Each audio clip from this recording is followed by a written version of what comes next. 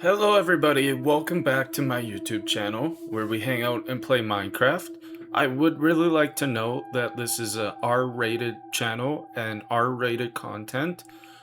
So if you are not of the age to be watching this, I do ask that you turn off this video.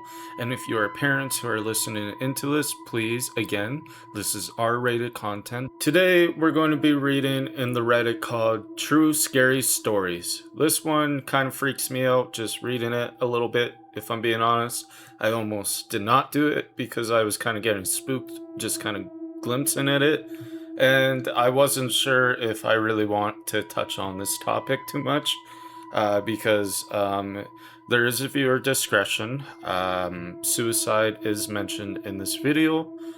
So if that is something that you do struggle with or have had relatives, family members, or anything, I highly, strongly suggest you do not listen to this video.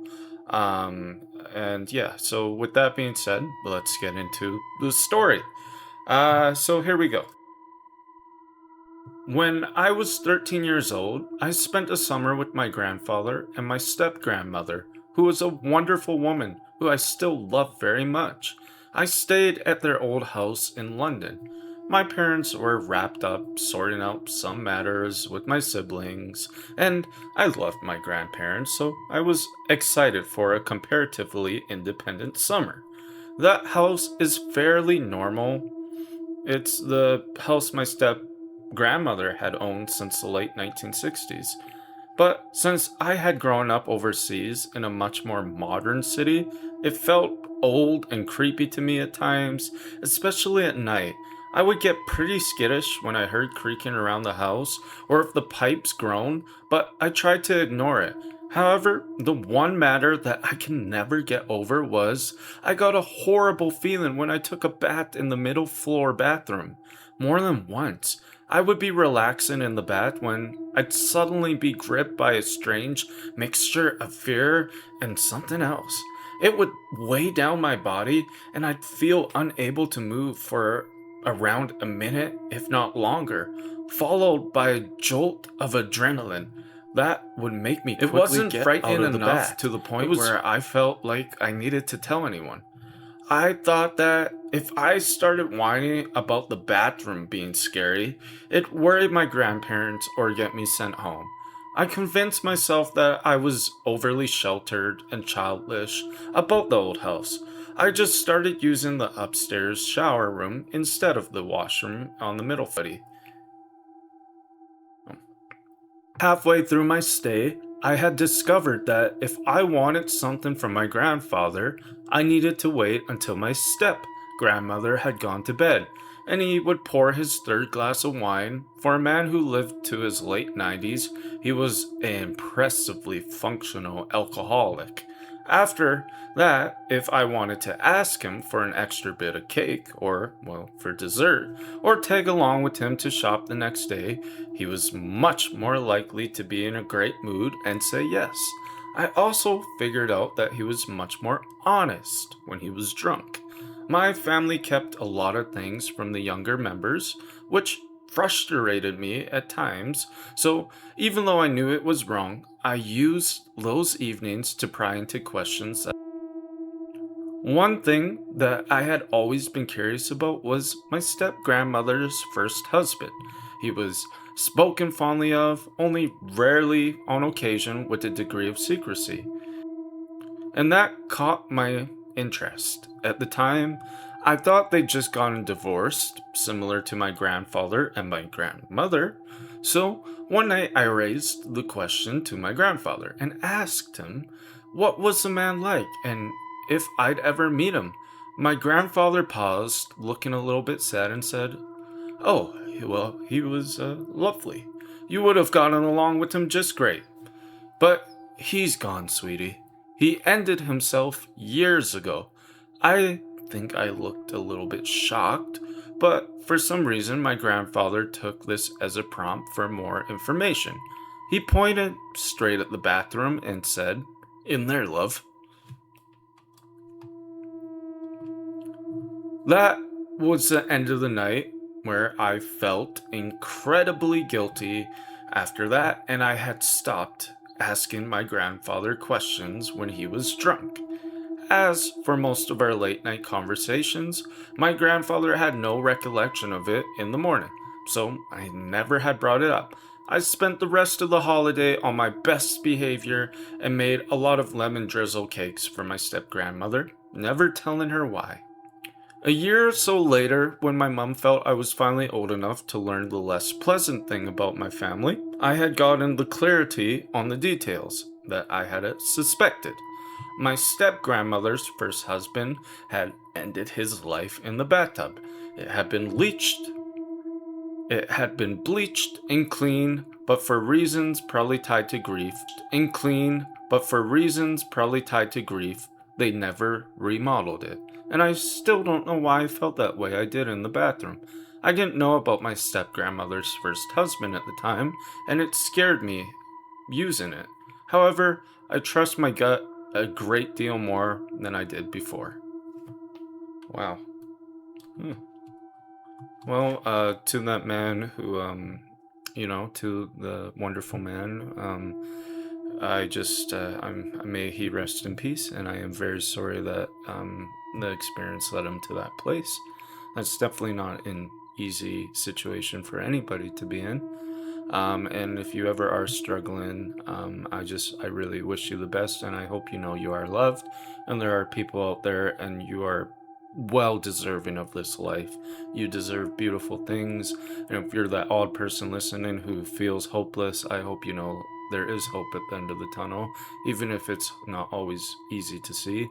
And if you ever just want to reach out to somebody, heck, comment on the YouTube channel that I'm posting. I'll frickin' talk to you. No problem at all. This one is called True Scary Stories, titled The Elevator. As usual today, I finished my office work at 6:30 p.m. and came out. I work in this huge 15-story building. Outside, the sky had turned slightly gray. I walked over to the elevator and pressed the down button. The elevator came up and the doors opened. There was nobody inside. I stepped in and pressed the G, which ground floor. The elevator, blah blah blah. The elevator began descending, but after about 30 seconds, the elevator suddenly stopped and made a familiar ting sound. The doors opened and I was stunned. Outside was the exact same reception area on the 15th floor. I thought perhaps I had accidentally pressed the 15th floor button instead. So I carefully pressed the G button again, but the same thing happened a second time. The elevator moved down for a while and then stopped again on the 15th floor. This time, I felt uneasy. Everyone in the building had already gone home. I was probably alone. For the third time, I pressed the button firmly. My hands began to tremble slightly. The elevator stopped. The doors opened. The same 15th floor. My breathing became heavy, and I started sweating in the mirror inside the elevator. I saw my pale face reflected back at me. I wanted to step outside, but the corridor seemed to have been swallowed by darkness. Just as the elevator doors were about to close for the fourth time, someone stuck a hand in from outside. It was Big Ash from the admin branch. "Hi, ma'am, going to the ground floor?" Big Ash asked with a casual smile. The moment I saw him, it felt as if life returned to my chest. In a trembling voice, I said, "Oh, Big Ash, for the last 3 times, this elevator has only stopped here. Maybe there's some issue with it, some maintenance things going on." Big Ash looked at me without saying anything. He pressed the button. This time, the elevator actually began moving downward. We had reached the ground floor in silence. I let out a long sigh of relief. "Thank you, Big Ash. I was really scared," I had said. Big Ash gave a faint smile and replied, "It's nothing, ma'am. Things like this happen when you're alone. You should go now." Then the message read, It is in it is with deep sorrow that we inform you that Big Ash from our admin branch passed away this morning in an accident while doing maintenance work, and he was being carried out on the elevator on the 15th floor. All employees are requested not to use the elevator today. I slowly turned around through the glass doors. I saw the elevator rising once again to the 15th floor, and in the elevator's mirror, the shadow of the man was clearly visible. He was looking directly at me and waving his hand. This is a true story that happened to me a few years ago, and I have changed working floors, and I never go to the 15th floor alone to this very day. Wow. That one, I'm not going to lie. Usually I don't get too freaked out reading these things. But that one gave me some chills, since it very well is a true story. But even if that was not a true story, I still got a little bit freaked out reading that. Because, dude, could you imagine you're in an elevator and, yeah, that's like some hallucination like type stuff. Not saying she hallucinated it, because it could very well be a possibility that, that had happened. But I mean, to be in that elevator, 15th floor, that's a whole trip right there. That would freak me out. I mean, holy smokes. Yikes. Well, I hope everyone has a great day. I appreciate you guys sincerely. And yeah, I'll keep making these videos, and I'll see you soon if you could like and subscribe.